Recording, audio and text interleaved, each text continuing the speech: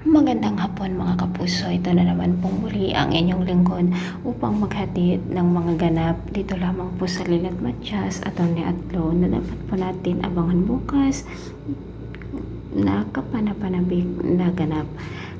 Malungkot nga po ang ating bida dahil nga po hindi in-approve ni CRD ang kanyang promotion na akala niya ay good news ito.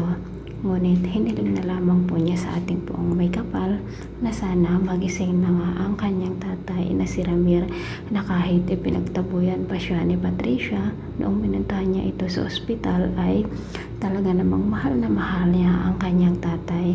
Ipinagmalasakit nga siya ni Trixie at kinausap niya si Patricia na gusto na nga niyang magkaayos sila ni Lilet dahil iyon ang gusto ng kanyang tatay.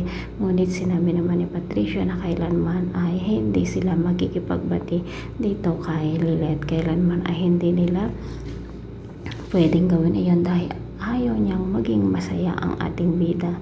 Samantala, dahil nga po sa sakit ng loob ni Ira dito kay Lilet, dahil lagi niya itong natatalo sa kaso at ngayon pa ay lagi na silang magkasama ni Bonnie, at dahil na rin sa pagsiselos, sinabi nga ni Ira na maghihiganti siya dito kay Lilet.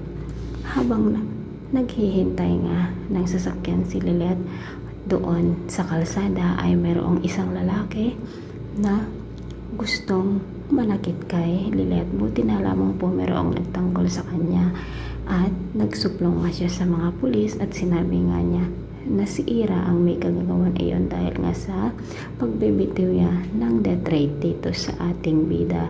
Agad nga niyang hinuli ng mga pulis si Ira upang alamin ang kanyang statement kung siya nga ba ang nagbayad dito sa naturang lalaki na gustong manakit kay Lilet.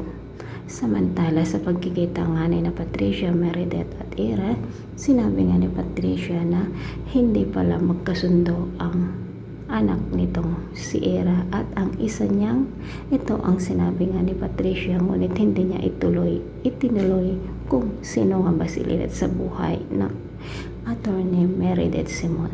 So ito po ang mga dapat natin abangan dito lamang po sa Lilet Matias, Atty. Atlo. Maraming salamat po sa panonood. Bye-bye.